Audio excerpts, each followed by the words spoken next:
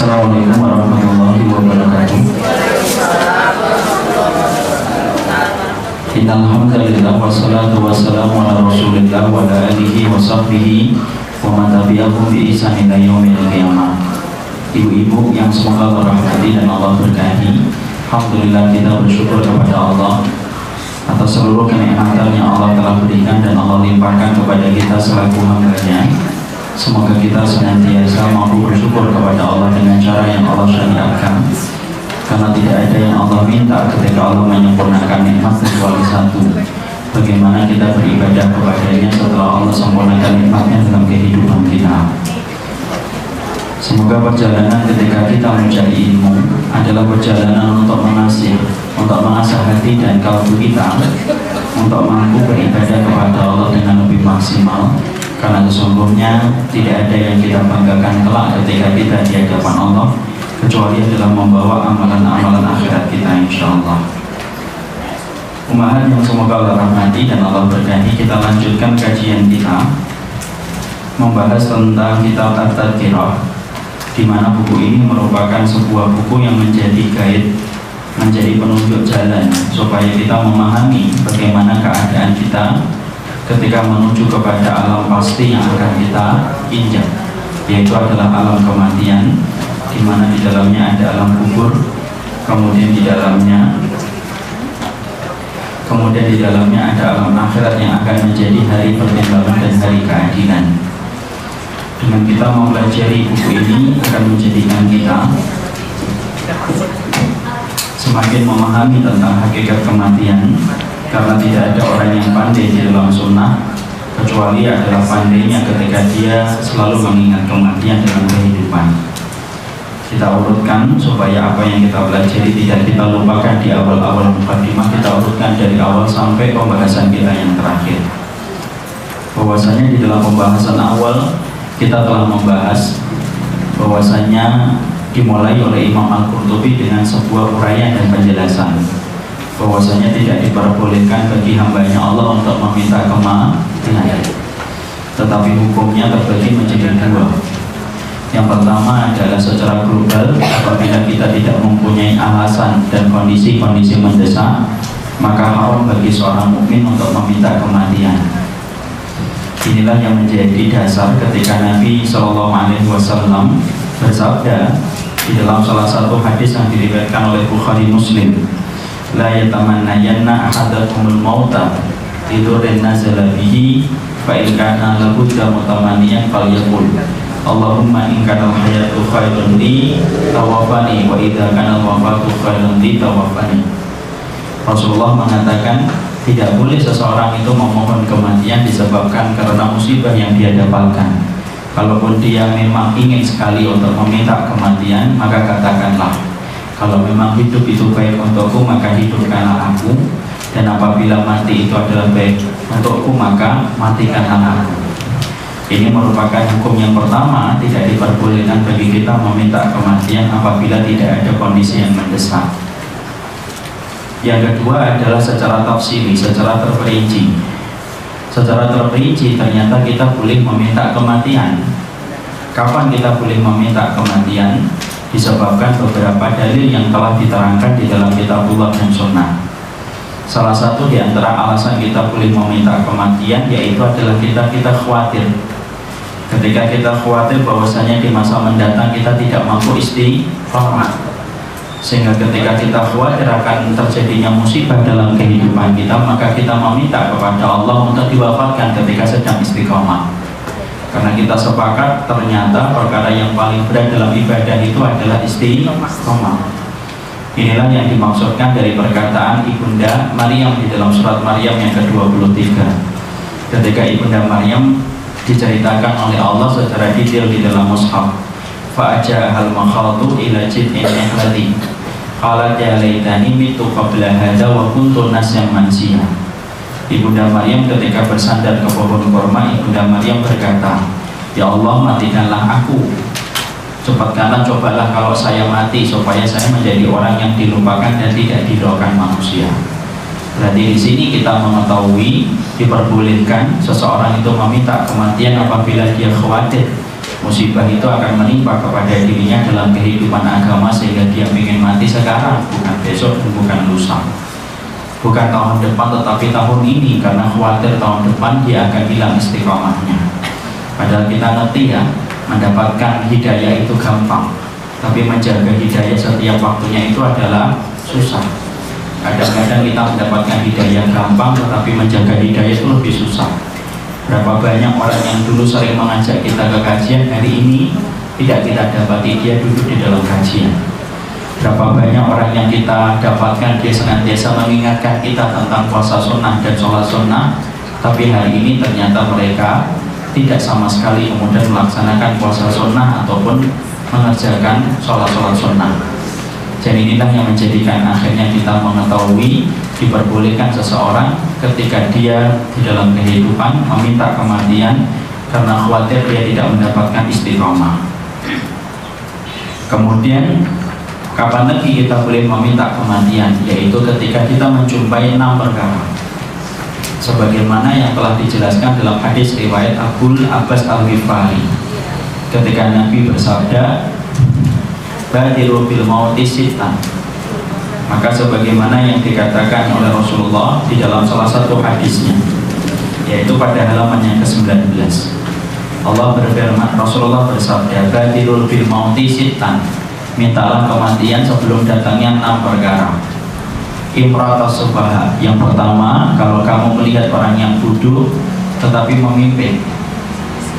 Yang kedua, wa kasratu asyratin, kamu melihat tanda-tanda kiamat itu sudah banyak bermunculan. Yang ketiga, bai'al hukmi, jual beli hukum. Yang keempat, istighfafan bidami, orang gampang mengalirkan darah dan menumpahkan darah. Yang kelima, qati'atur rahimin, yaitu memutuskan tali silaturahmi. Dan yang keenam, wa nash'an yatakhiduna al-Qur'an mazamir, yattakhiduna ar-rajul yughnihim bil Qur'an wa in kana aqalluhum fikhan. Yang keenam adalah orang yang telah mengambil seseorang untuk menyanyikan Al-Qur'an, walaupun sesungguhnya dia tidak paham tentang apa yang dia lakukan. Disinilah kita mendapati yang keenam yang menjadikan seseorang itu kemudian, yaitu menjadikan seseorang mendengarkan Al-Qur'an. 6-6-nya kelihatan atau tidak dalam kehidupan kita hari ini? Kelihatan banget. Kita mendapati pemimpin-pemimpin yang bodoh terhadap kitabullah. Kita mendapati bahwasanya banyaknya muncul tanda-tanda kiamat. Kita mendapati jual beli hukum, sampai-sampai ketika mendapatkan pekerjaan yang halal saja harus jual beli hukum untuk kita sogok, waliyadzubillah. Pertumpahan darah di mana-mana, memutuskan tali silaturahmi terjadi di mana-mana, dan hari ini kita mendapati Quran didendangkan dengan suara nyanyian dan suara alat musik, di mana salah satu yang menyanyikan, walaupun yang menyanyikan itu tidak paham tentang Quran. Inilah yang menjadi perbulik, inilah yang menjadi alasan. Kalau hari ini kita berdoa kepada Allah supaya kita dimatikan, supaya ringan hisab kita, daripada kita bertambah dosa dan bertambah berat ketika menjaga iman. Kalau saya mendengar ada ibu yang berkata, ya Allah wafatkanlah saya sekarang ya Allah, maka ibu itu tidak salah secara syariat, karena memang diperbolehkan bagi kita menginginkan kematian ketika melihat 6 perkara. Ya, inilah beratnya ketika kita hidup pada zaman fitnah, karena kita hari ini hidup pada zaman fitnah di mana ujian iman betul-betul terkuras. Banyak perkara yang harusnya tidak perlu kita lakukan, tetapi itulah konsekuensi zaman fitnah. Kemarin kita kemudian juga melanjutkan bab yang kedua.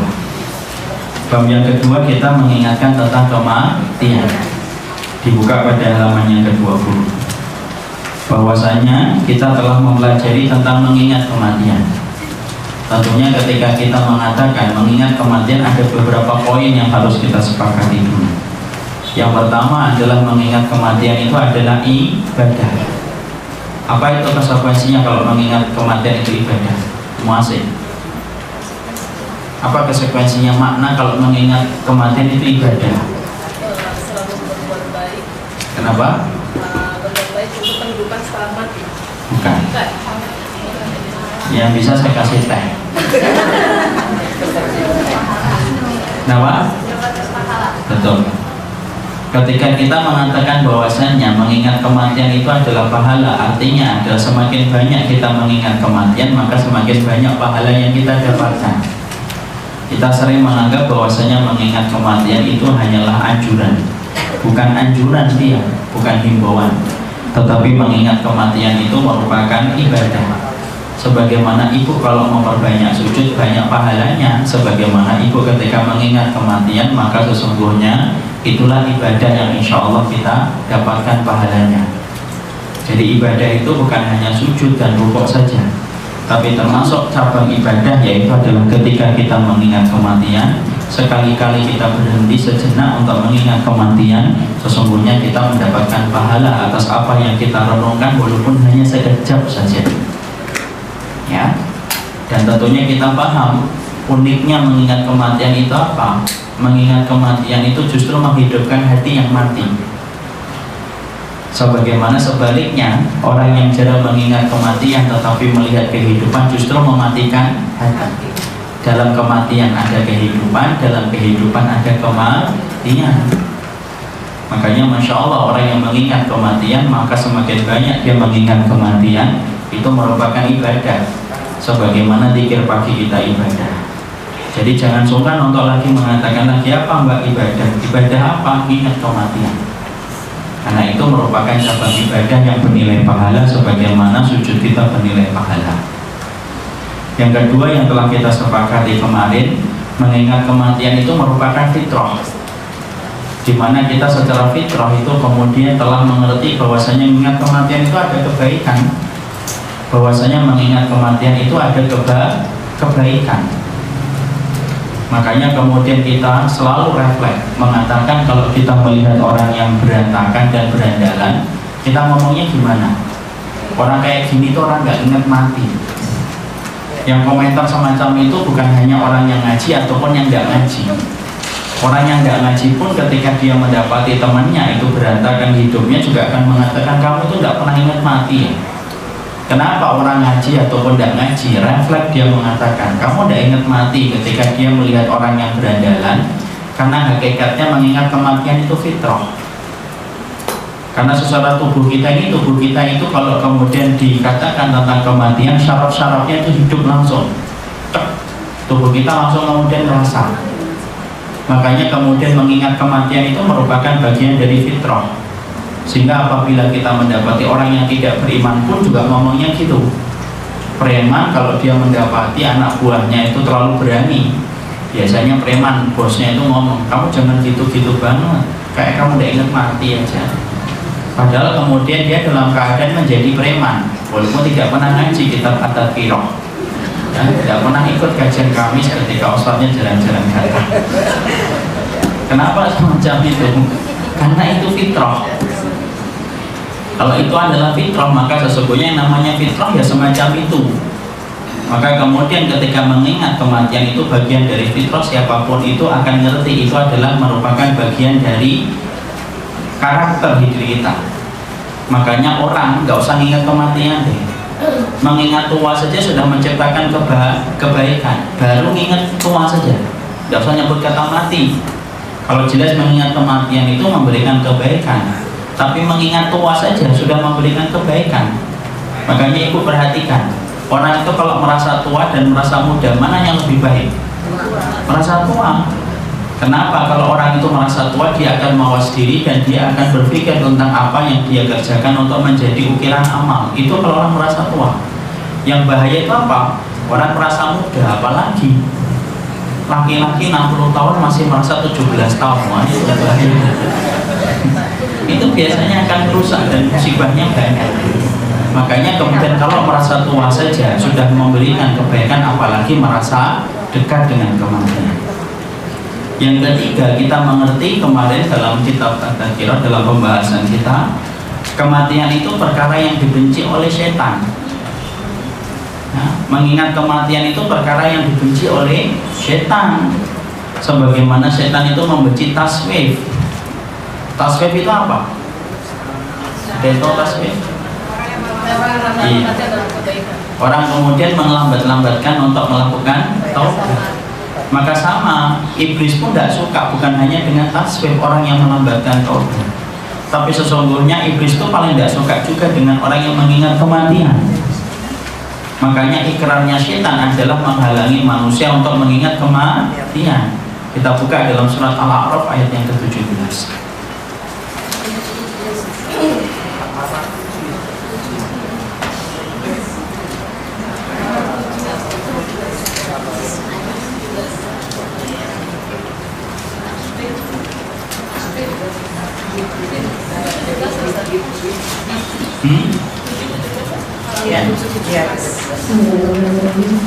Kemudian pasti aku akan mendatangi mereka dari depan, dari belakang, dari kanan, dan dari kiri mereka. Dan kau tidak akan mendapati kebanyakan mereka bersyukur. Kita mendapati ikrarnya setan dan iblis ketika di hadapan Allah, ketika telah ditetapkan sebagai makhluk yang sesat. Perhatikan apa yang dikatakan oleh iblis. Summa fabima aghwaytani summa la'atiyannahum min baini aydihim wa min khalfihim wa an aymanihim wa an syama'ilihim wa la tajidu aktsarahum syakirin. Iblis itu berkata, ya Allah, karena engkau telah menetapkan aku sebagai yang tersesat, aku akan mendatangi manusia dari arah depan, dari arah belakang, dari arah kanan, dan dari arah kiri. Di mana setiap tempat yang dikatakan oleh setan itu punya makna yang harus kita ketahui, sebagaimana penjelasan dari Ibnu Abbas. Apa itu maksudnya iblis datang dari arah depan? Sesungguhnya tidaklah iblis datang dari arah depan.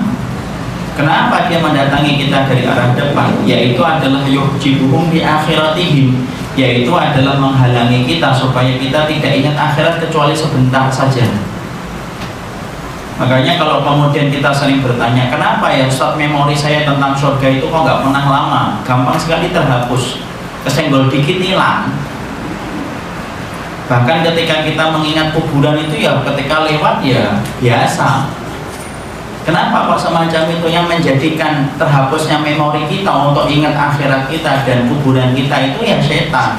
Makanya setan itu hari ini Masya Allah betul-betul menjadikan kita sampai begitu keras hatinya, sampai melewati kuburan pun tidak mampu membangkitkan hati kita. Ibu tahu nggak, di daerah Jakarta Timur sono ada satu kuburan itu yang dekat dengan Plumpung ya. Itu kuburan itu di dekat masyarakat, di mana orang pacaran di dalam kuburan. Mojok pacaran di atas gundukan itu sambil kemudian berpelukan gini. Kalau saya tahu, saya dulu ngajar agama masjid di situ, saya ajar kok. Masya Allah, saking pintarnya setan untuk mematikan syaraf hati untuk mengingat kematian, sampai orang itu ketika melihat kematian itu memorinya cepat hilang. Makanya perhatikan kan, kita ini kalau ngaji kemudian ketika membahas pesona surga dan akhirat, pesona surga dan neraka, cepat sekali hilang. Kenapa Pak cepat sekali hilang? Karena itulah iblis, itulah yang Allah terangkan itu loh. Sesungguhnya iblis itu datangi kamu dari arah depan supaya kamu tidak ingat-ingat tentang urusan akhirat kecuali sebentar-sebentar tok. Kadang-kadang kita dengar YouTube kemudian Masya Allah ya ingin masuk surga lah sebentar itu, nanti ke belakang kena kipas angin hilang gitu. Kenapa kok cepat hilang? Itu memorinya itu cepat dihapuskan oleh setan. Itu datang dari arah depan. Makanya kemudian setan itu betul-betul menjadikan dunia itu pesonanya luar biasa. Supaya apa? Supaya orang tidak ingat tentang akhirat ketika ingatannya tentang akhirat selalu kalah dengan ingatannya tentang masalah dunia. Datang dari arah belakang itu ngapain setan itu? Datang dari arah belakang setan itu maksudnya adalah yurghibuhum fi akhiratihim, kata Ibnu Abbas.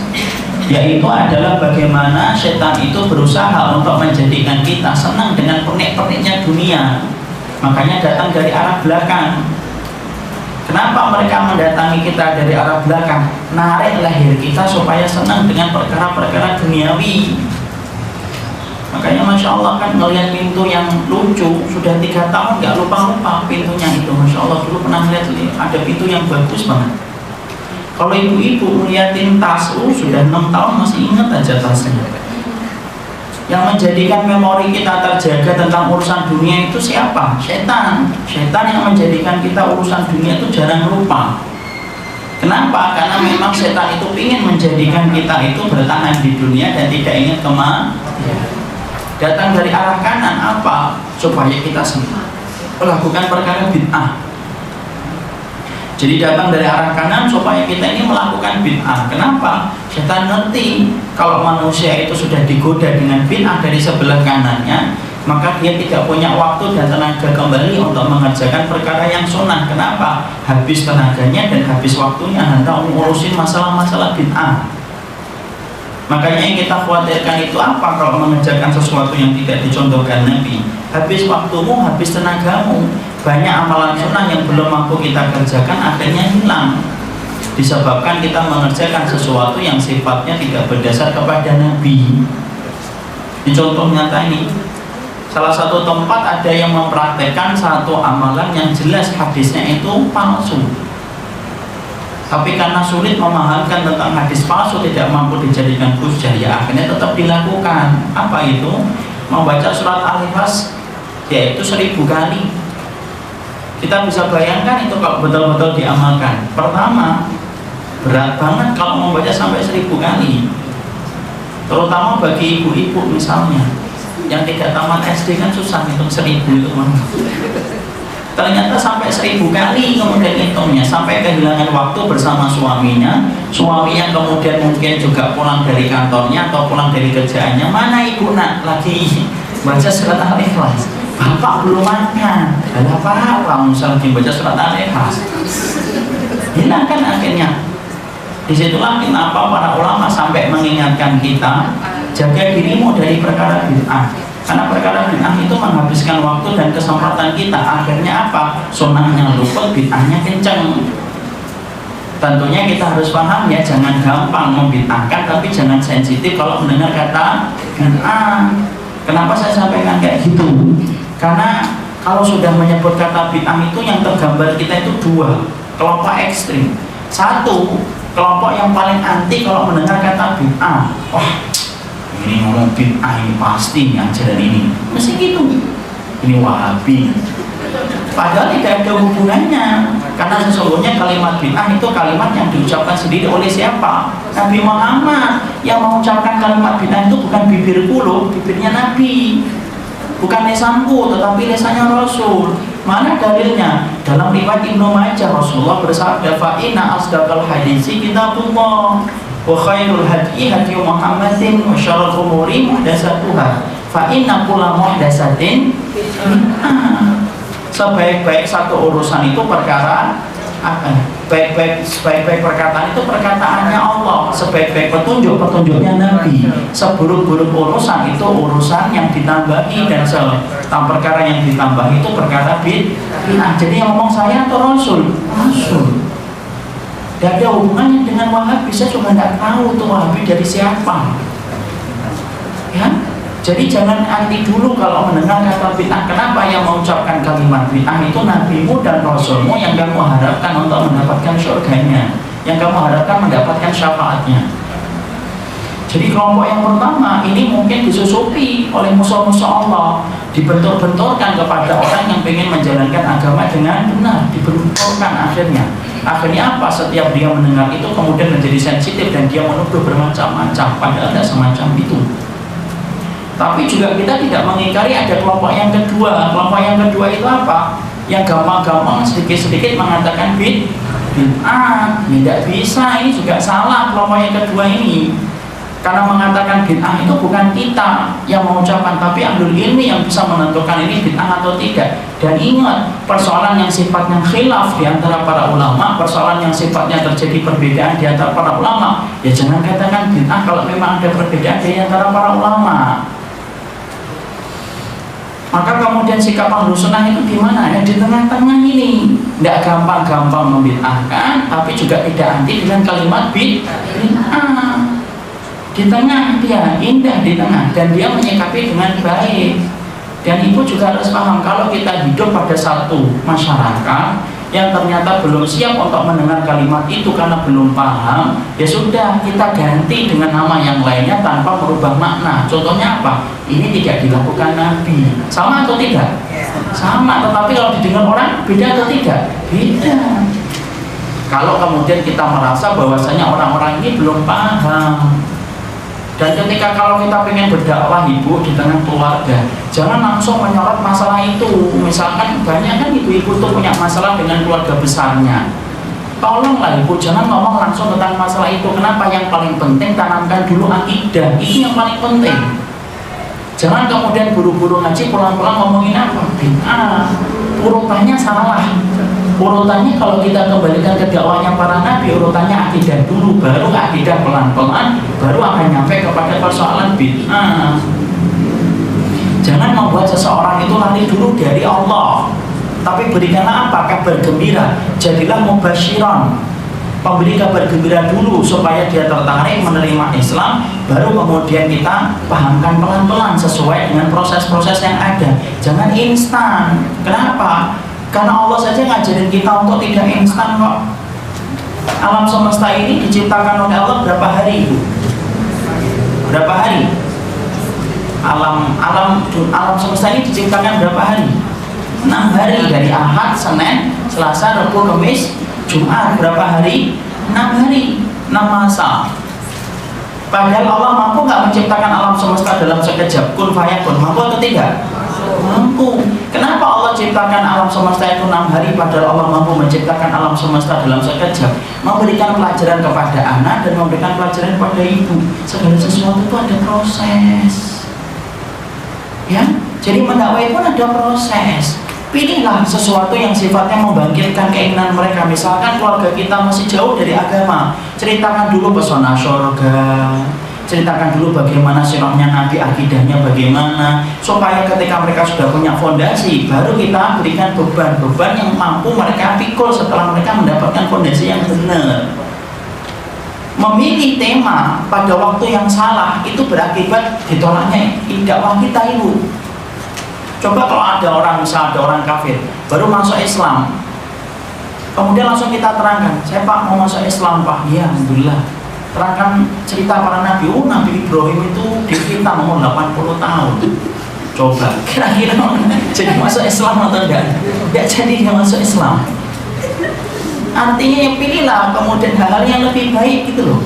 Memberikan kabar gembira dulu. Tolong kalau sebelum kita memberikan fondasi-fondasi yang berat, fondasinya dikuatkan dulu, baru kita berikan beban yang berat itu yang benar. Itu saja kadang-kadang masih ditolak, apalagi yang salah. Waktu juga sangat mempengaruhi. Kalau kita menyampaikan sesuatu, tolong perhatikan waktunya. Kenapa? Itu sangat mempengaruhi betul. Lagi letih-letihnya, jangan ngomong lah. Kalau lagi letih-letih, jangan ngomong yang berat.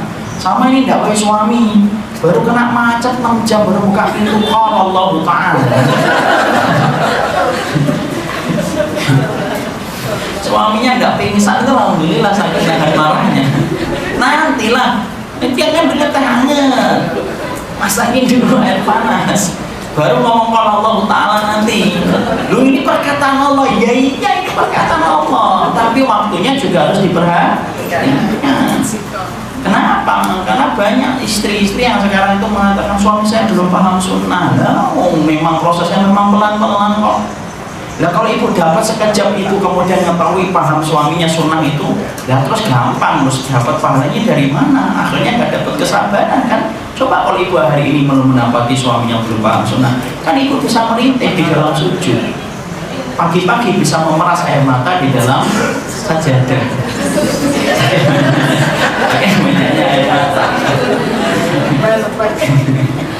Jadi kemudian itulah yang menjadikan bukan lebah itu memang kayak gitu.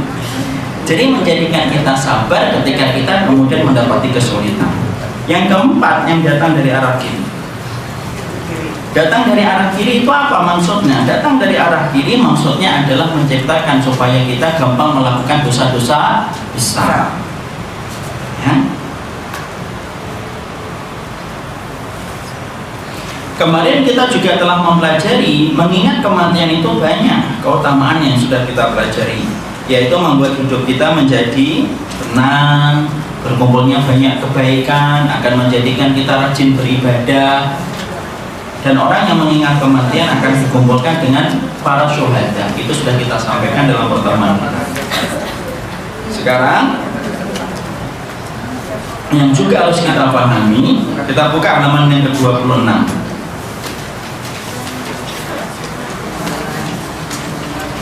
Ya. Setelah kita mengingat kematian itu supaya apa? Supaya kita tidak tertipu dengan perasaan kita. Ya. Jadi sesungguhnya ketika kita mengingat kematian, yang kita harus pahami, kenapa kita harus mengingat kematian? Supaya kemudian kita juga tidak tertipu dengan perasaan kita. Karena ada orang yang mereka itu dimasukkan ke dalam neraka disebabkan karena perasaan. Mari kita buka di dalam surat Al-Fussilat 23.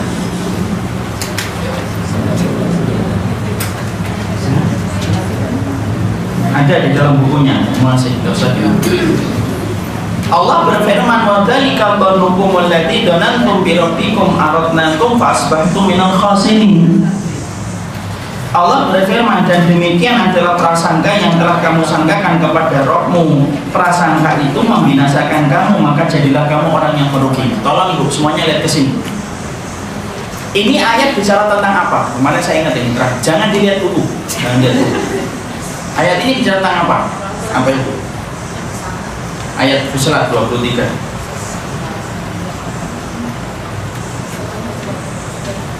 Fari.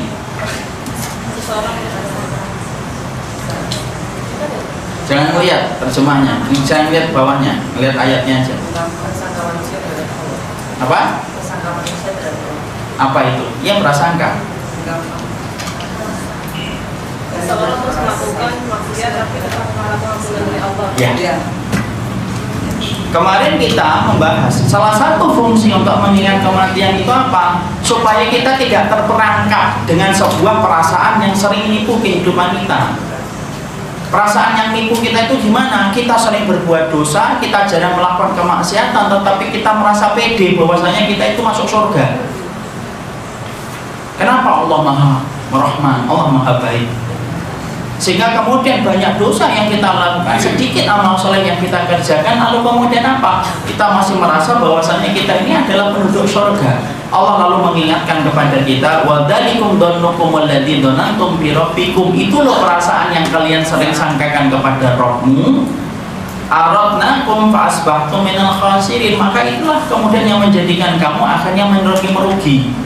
Makanya mengingat kematian yang melahirkan ketaatan itu mengalahkan perangkapnya perasaan. Jadi yang memerangkapkan kita, menjebak kita bukan hanya setan, bukan hanya nafsu itu, tetapi termasuk yang mampu menjebak kita itu siapa? Perasaan kita. Kita saling merasa yaitu apa adanya dan ala kadarnya untuk Allah, tetapi ironisnya kita mengharapkan hasil yang maksimal. Dan ternyata sering nggak kita kayak itu? Sering banget kita itu kemudian ditiupkan prasangka oleh perasaan kita. Insya Allah kamu kira-kira masuk surga enggak? Insya Allah saya sih masuk surga, insya Allah. Padahal salat malamnya juga masih jauh, puasa sunnahnya masih sangat jauh, hidupnya penuh dengan ghibah, hidupnya penuh dengan dosa, hidupnya penuh dengan fitnah. Tapi setan mengatakan kamu insya Allah penduduk surga. Itulah namanya perasaan.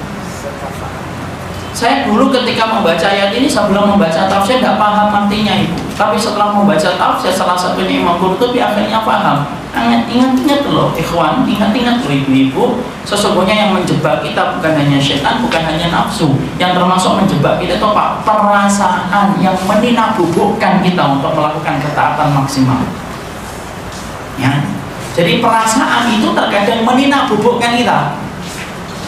Insya Allah kamu sudah top, sudah top deh.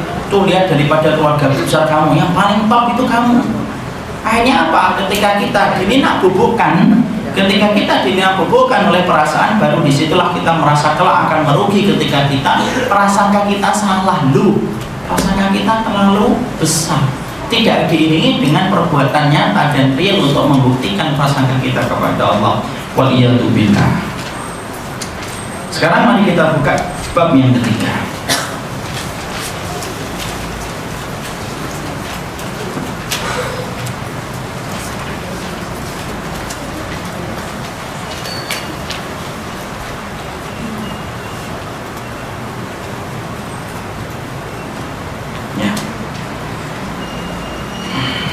Yang ketiga adalah hal-hal untuk yang mengingatkan kematian.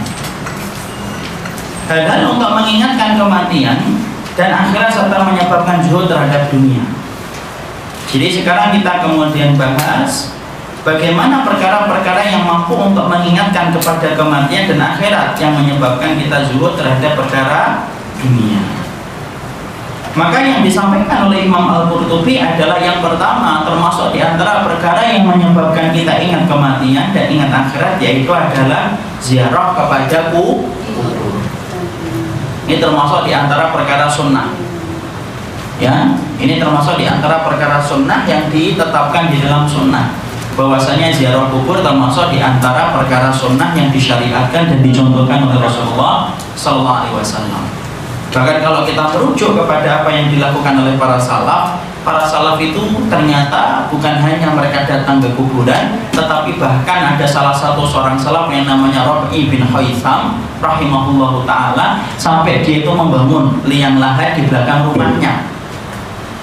Dia bangun itu liang lahat di belakang rumahnya, dan ketika beliau dalam kondisi ketika sudah mulai futur ya, turun iman, maka yang dilakukan oleh beliau pergi ke belakang rumahnya, tidur di liang lahatnya dan berkata, ini loh tempatmu kalau jiwamu kemudian nanti meninggal dunia ketika dicabut. Kalau sudah merasa ketakutan, dia bangkit dari tidurnya di liang lahat menambah ketaatan. Jadi boleh nggak Ustaz kalau saya punya rumah luas di belakangnya saya bangun lubang lahat, liang lahat? Boleh, silahkan. Insya Allah ada kebaikannya. Untuk mengingat kita pada kematian. Kamu jangan sampai dibuatnya malah ketakutan ya. Tapi kalau kemudian dibuatnya untuk mengingat kepada kematian, dan itu diperbolehkan. Maka sama pula bahwasanya di antara yang bisa melahirkan bisa melahirkan untuk mengingat kematian, yaitu adalah ketika kita datang ke kuburan. Sekarang kita bahas dulu dalilnya dulu ya. Karena sebelum kita membahas dalil, kita pahami dulu. Datang ke kuburan itu artinya apa sih secara bahasa? Ziaratul kubur. Yang namanya ziarah itu artinya apa? Ziarah ya zuru, mengunjungi. Jadi kalau kemudian kita mengatakan saya ingin ziarah ke rumahnya ibu ya, jangan buru-buru, Masya Allah Ustaz saya masih hidup. Ziarah itu artinya mengunjungi. Nah, kalau ditambahi dengan kata al-kubur, baru kemudian dinamakan dengan ziarah kubur. Tapi artinya ziarah kubur adalah mendatangi ke kuburan.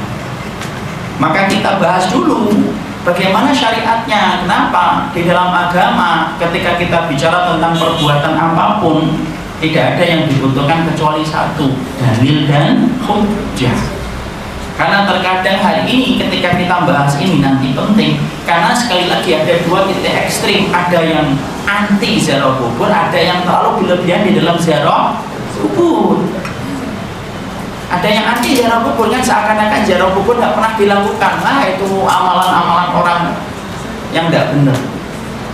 Ada orang yang kayak gitu. Kenapa? Karena melihat realita banyaknya kerusakan ketika dia melihat orang yang ziarah kubur.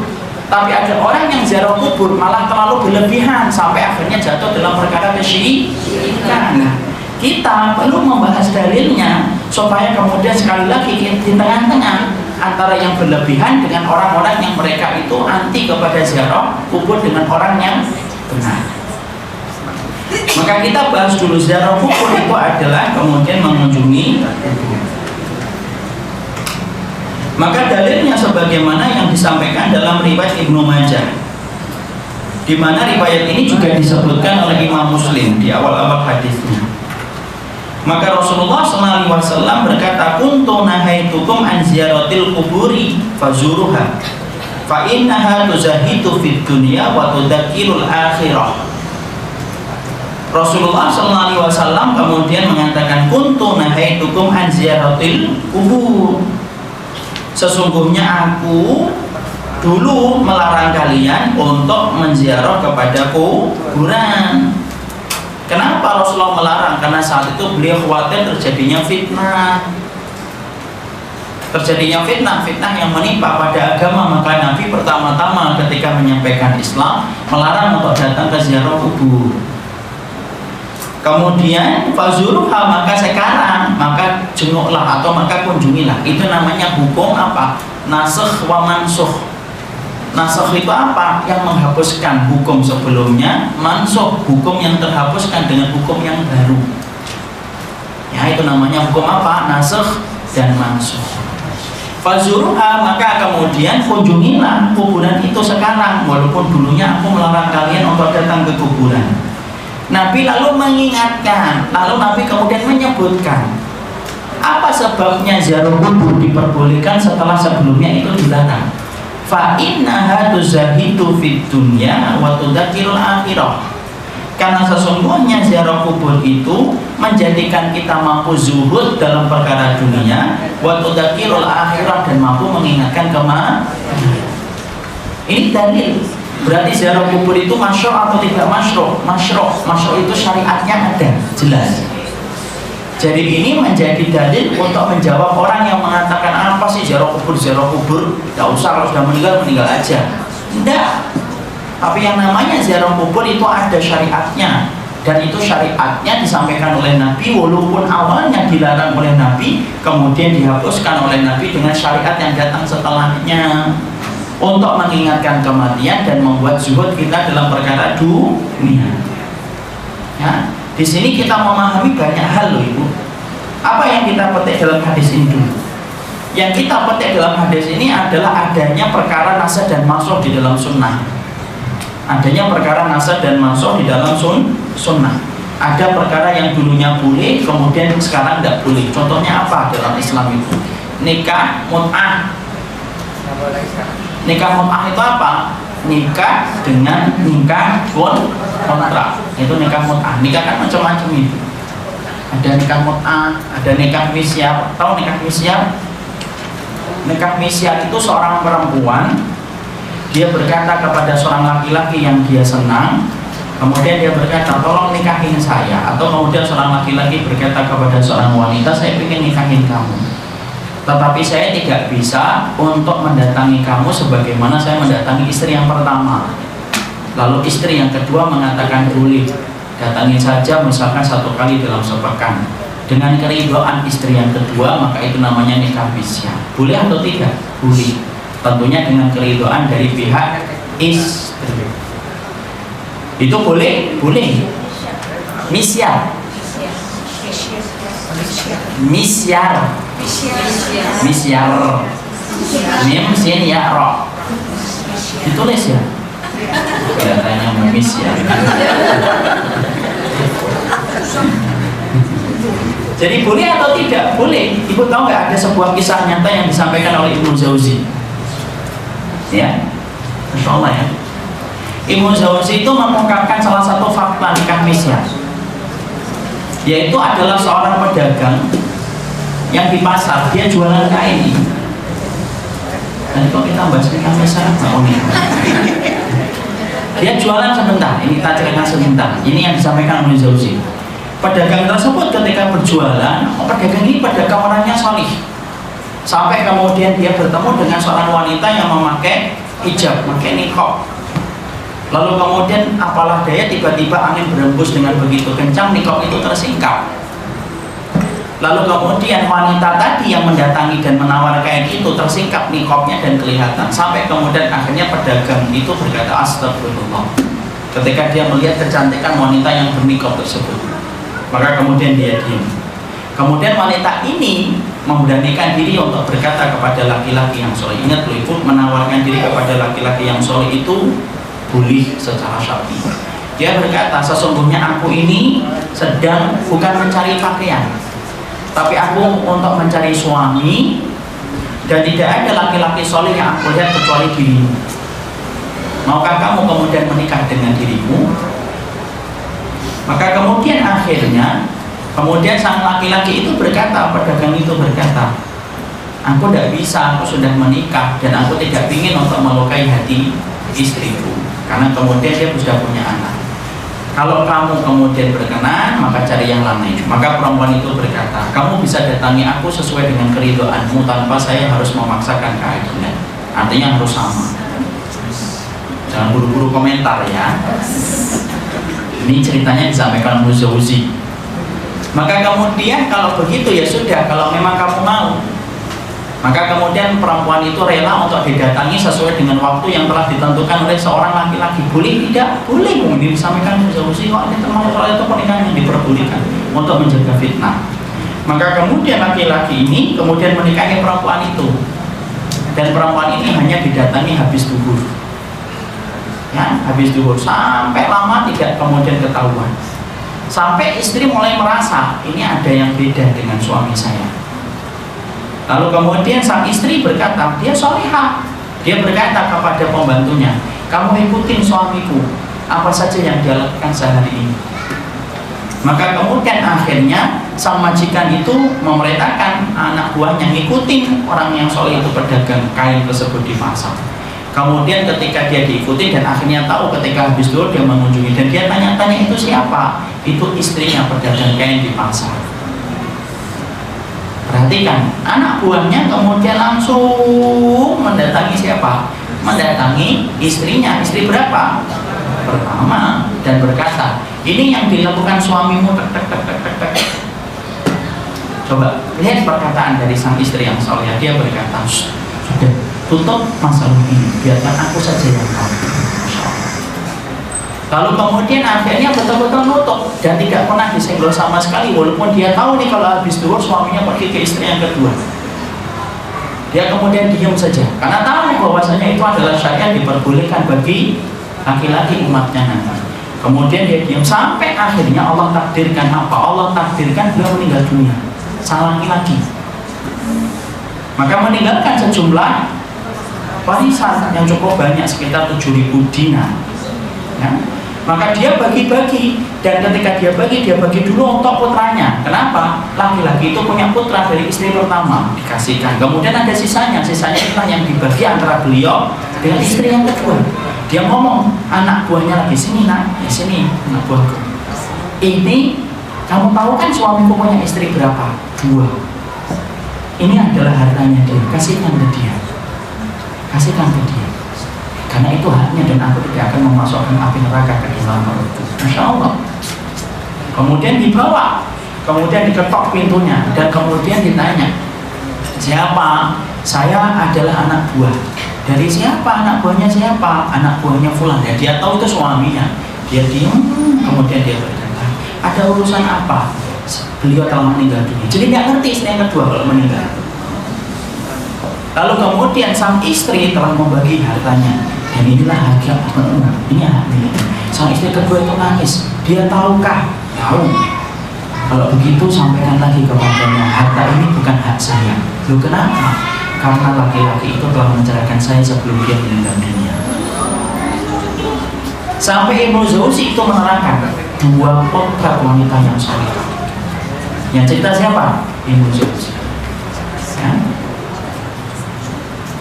Itu nikah.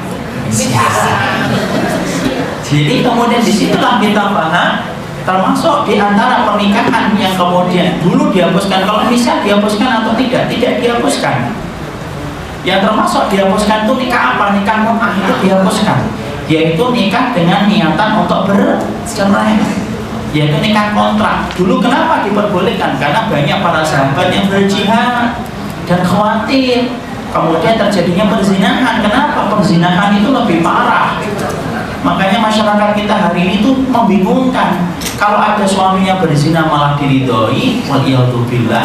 Tetapi kalau suaminya nikah lagi menjaga kehormatannya malah kemudian dihujat dan dicela. Padahal itu termasuk di antara perkara yang berbalik dalam aturan sunnah. Sekarang kemudian kita membahas, dan termasuk di antara perkara yang dulunya itu tidak boleh, sekarang boleh, itu perkara apa? Perkara ziarah kubur. Maka itu termasuk perkara yang dulunya itu tidak diperbolehkan. Inilah yang disebut dengan hukum nasakh dan mansukh. Yang kedua, fungsinya kita mendatangi kubur itu apa? Fungsinya adalah untuk mengingat kematian, bukan untuk meminta-minta. Ini faedah yang kedua dari hadis Ibnu Majah. Faedah yang kedua dari hadis riwayat Ibnu Majah ini yang kita baca pada halaman ke-28, fungsinya itu apa? Fungsinya ketika mendatangi kubur untuk mengingat kematian, mengingatin kematian. Jadi fungsi datang ke kubur itu mengingat kematian. Kalau fungsinya untuk mengingat kematian, berarti di kuburan mana saja cukup atau tidak, Ibu? Kalau fungsinya mendatangi kuburan itu mengingat kematian, berarti kita jujur ngomong, berarti fungsinya semua kuburan itu sama atau tidak? Sama. Perlu nggak kita pergi jauh-jauh, misalkan ke Brunei, hanya untuk mendatangi kuburan fulan? Perlu nggak kita pergi sampai ke NTB? Ngapain ke NTB? Untuk mendatangi kuburan fulan? Nggak perlu. Fungsinya ziarah kubur itu mengingat kematian kok. Nah, kalau mengingat kematian, kenapa harus ke tempat yang jauh? Kalau orang mengatakan ketika kita memberikan nasihat, oke, nggak apa-apa, kamu datang ziarah kubur itu memang boleh, tidak ada yang melarang kok. Dan kalau kita melarang, berarti kita melarang apa yang diperbolehkan oleh Rasulullah. Tapi perhatikan, Nabi mengatakan tuzahidu fid dunya, untuk membuat kamu zuhud dalam perkara dunia, wa tudzakirul akhirah, dan mengingatkan akhirat. Jadi fungsinya untuk mengingat mati. Nah, kalau mengingat mati, kenapa harus kemudian ziarah kubur ke tempat yang jauh? Padahal di sebelah kita ada kuburan. Cukup atau tidak cukup? Cukup. Jadi kalau ada orang yang ditanya kemudian ngomong, saya ziarah kuburnya sampai tempat yang jauh sono, misalkan sampai Aceh. Saya tanya, loh kenapa harus ke tempat yang jauh? Kalau fungsinya hanyalah mengingat kematian. Dan Nabi tidak pernah, Nabi itu kemudian mengajak para sahabat untuk mendatangi kuburan para nabi dan para rasul sebelum Rasulullah. Pernah nggak Nabi ngajakin para sahabat, yuk jalan-jalan yuk, kita pergi ke kuburannya Nabi Nuh? Nggak pernah. Naik kota bareng-bareng ya. Nggak ada. Ayo kita jujur dan melihat semuanya itu kembalinya kepada Nabi, itu gampang ya. Jadi ternyata tidak pernah semacam itu. Dan kalau Nabi tidak pernah melakukan kayak gitu, kenapa kita harus melakukannya? Walaupun secara syar'inya, hukum umumnya boleh, tidak apa-apa. Cuma kalau ingat kematian harus ke Aceh itu yang ngapain? Paling-paling juga kalau kesana malah minum kopinya dan ingat akhiratnya biasanya. Jadi kemudian itulah yang menjadikan kita kalau ingin ingat kematian itu yang mana? Ya kuburan. Ya, itu yang kedua, pengertian dari hadis ini. Yang ketiga dari pengertian hadis ini, yang ketiga dari pengertian hadis ini yang kita harus pahami dan harus kita ketahui itu apa? Berarti ziarah kubur itu merupakan amalan sunnah yang harus dilakukan oleh setiap muslim. Jangan sampai kita ini referensinya adalah referensi ke mall tetapi tidak pernah mendatangkan referensi untuk urusan kubur. Datang ke mallnya selalu punya jadwal-jadwal yang tetap tetapi tidak pernah punya jadwal ke kuburan, padahal datang ke kuburan itu termasuk di antara perkara sunnah. Makanya ada seorang salaf, dua orang, saya lupa namanya, ketika dua orang itu kemudian saling mencintai karena Allah, kemudian diajak salah satunya ke kuburan, duduk di sebelah nisan dan berkata, kira-kira kalau kemudian kita ada di pihak yang di dalam kuburan, kira-kira kita pengennya apa? Sholat, pengennya apa? Zikir, pengennya apa? Sedekah. Berarti kita masih di dalam, kita masih di dunia yang diinginkan oleh si mayit. Ayo kita perbanyak sholat, kita perbanyak puasa, kita perbanyak sedekah. Di situ kita mendapati mendatangi kubur itu termasuk di antara kegiatan yang harus dilakukan oleh yang paham sunnah. Jadi sesekali ibu kemudian datang ke kuburan, kapan sendirian atau sama suami, kita ingat kematian itu karena apa? Termasuk di antara perkara sunnah. Karena Nabi mengatakan kuntu nahaitukum an ziyaratul qubur fazuruha. Nabi mengatakan sekarang kunjungi. Berarti kita harus punya kesempatan untuk datang ke kuburan itu dan tidak usah untuk kemudian dikhususkan waktunya. Kenapa? Karena tidak ada pengkhususan waktu ziarah kubur. Ya? Kenapa masyarakat kita terkadang paham tentang ziarah kubur tetapi akhirnya apa? Dikhususkan. Padahal tidak ada pengkhususan kan? Kapan biasanya dikhususkan itu? Ketika Idul Fitri ataupun menjelang Ramadan. Bahkan kadang-kadang kita sering merasa iba sama orang yang tidak datang ke kuburan. Kasihan banget ya ibunya, nggak pernah didatengin anaknya. Masa Idul Fitri nggak datang, masa menjelang Ramadan nggak datang. Loh memang tidak ada. Syariatnya ada nggak kita mau Idul Fitri? Nggak ada. Silahkan datang Idul Fitri, pada Idul Fitri ke kuburan itu nggak ada dilarang. Tapi mengkhususkannya pada waktu itu harus ke kuburan itu nggak ada. Apalagi ngelewatin momen-momen istimewa mau nikah datang ke kuburan itu nggak ada. Kadang-kadang diceritain itu, Bu, ini Bu, calon istri saya. Gimana Bu? Sip kan? Lah, dijawab bingung. Ya nak, bener nak. Pilihan kamu memang tidak salah nak. Malah dijawab bingung. Kita ini kadang-kadang menafsirkan urusan kubur kayak urusan kita di dunia sih masalahnya. Kuburannya di atas bukit, melihat yang indah di bawah. Lu emang di kuburan nongkrong itu?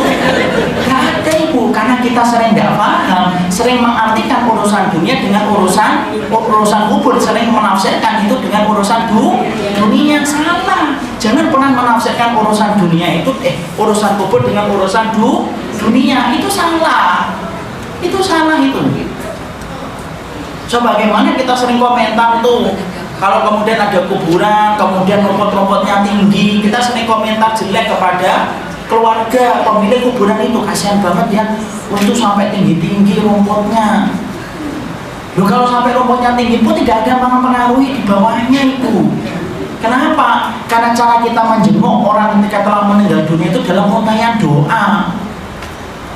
Kalau kita datang ke kuburan itu yang bermanfaat kuburannya atau kitanya? Penghuni kuburnya atau kita? Kita penghuni kubur pun hanya mendapatkan doa secara umum. Kapan? Ketika kita masuk kubur. Itu pun kalau ibu-ibu hafal doanya masuk kubur. Sudah masuk kubur juga yang paling assalamualaikum ya. Assalamualaikum ya ahli diyar minal mu'minin wal mu'minat. Itu. Jadi kemudian penghuni kubur itu akhirnya apa? Penghuni kubur itu kalau kita ziarah kubur itu kembalinya ke kita, bukan ke penghuni kubur. Kapan kita pengen memberikan manfaat kepada penghuni kubur, ibu kita, bapak kita yang meninggal dunia, dalam doa, dalam sedekah yang kita kemudian niatkan untuk nama mereka. Kemudian ketika kita menyambung tali silaturahmi yang disambung oleh mereka, melanjutkan ilmu yang telah diajarkan kepada kita, itu yang bermanfaat untuk mereka walaupun mereka dalam kubur, tapi cara kita menjenguknya itu mengingatkan kita. Dan ketika misalkan di kuburan itu misalkan ada rumput-rumputnya, maka sesungguhnya penghuni kubur pun insya Allah tidak sedih. Kenapa? Ada mikirin di atasnya. Kasihan banget kalau mikirin di atasnya. Kenapa sedih? Tuh langsung ya.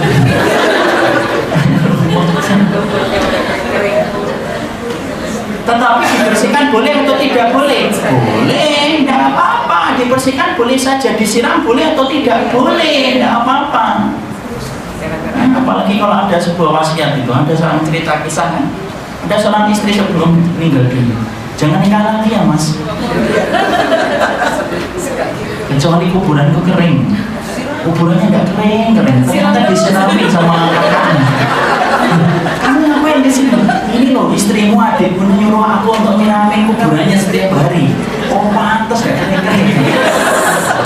Itulah pinternya laki-laki itu pinter perempuan. Jadi disitulah kita memahami kuntu nahaitukum an ziyaratil quburi fazuruha fa innaha tuzahidu fid dunya wa tudzakirul akhirah. Nabi sampai mengatakan, aku pernah melarang kamu untuk menziarahi kubur, maka kunjungilah, sesungguhnya itu adalah mengingatkan kepada sikap zuhud dan mengingatkan tentang akhirat. Jadi hadis ini kita belajar apa? 3, nasakh wal mansukh. Yang kedua, fungsinya mendatangi kubur itu adalah mengingat kematian. Dan yang ketiga, sikap seorang yang paham sunnah adalah sesekali dia datang ke kuburan dan tidak ada ketentuan waktu untuk mengurusi dan membahas tentang itu. Jadi ada waktu khusus untuk membahas, untuk mendatangi kubur tidak ada, ya. Jadi kalau misalkan saya jarang datang ke kuburan ibu saya, apakah saya durhaka Ustaz? Enggak durhaka, insya Allah. Selama kita masih mendoakan, bersedekah atas nama ibu kita, itu yang lebih bermanfaat. Tapi bukan berarti kalau ada yang ingin mendatangi ziarah kuburan ibunya boleh, nggak apa-apa. Sekedar ngobrol, misalkan bicara dengan nisan ibunya ya boleh. Cuma ya tidak ada manfaatnya. Kenapa? Karena mereka tidak mendengar sama sekali apapun yang kita ucapkan. Kalau mendengar kasihan betul. Ya kenapa? Karena kamu dulu ternyata gitu ya nak. Oh, terus apa lagi? Jadi kamu datangkan. Sekarang baik kita kemudian bahas hukum ziarah kubur itu bagaimana, dan insya Allah kita bahas dalam pertemuan kita berikutnya. Sudah mulai 6. Barakallahu fikum, ini yang dapat kita sampaikan dalam pertemuan kali ini. Intinya pembahasan yang kita sampaikan adalah sesungguhnya salah satu perkara untuk mengingatkan kematian itu apa? Ziarah kepada kubur. Dan sesungguhnya ziarah kepada kubur adalah kita mengambil dari hadis riwayat Ibnu Majah, di mana kita mengambil kesimpulan itu ada 3. Apa kesimpulan tadi? 1 apa tadi? Perkara nasakh dan mansukh. Yang kedua, mengingat kematian. Apa mengingat kematian? Ziarah kubur itu fungsinya mengingat kematian. Jadi tidak perlu ke tempat-tempat yang jauh. Yang ketiga, mendatangi kuburan itu termasuk di antara perkara sunnah yang harus kita lakukan dan kita kerjakan ketika kita menjadi umatnya Nabi Sallallahu Alaihi Wasallam. Barakallahu fikum, ini yang dapat kita sampaikan di dalam pertemuan kali ini. Semoga Allah memberikan keberkahan atas apa yang kita pelajari, insyaallah. Ada pertanyaan, kita buka dengan tanya jawab. Ada yang mau ditanyakan, silakan.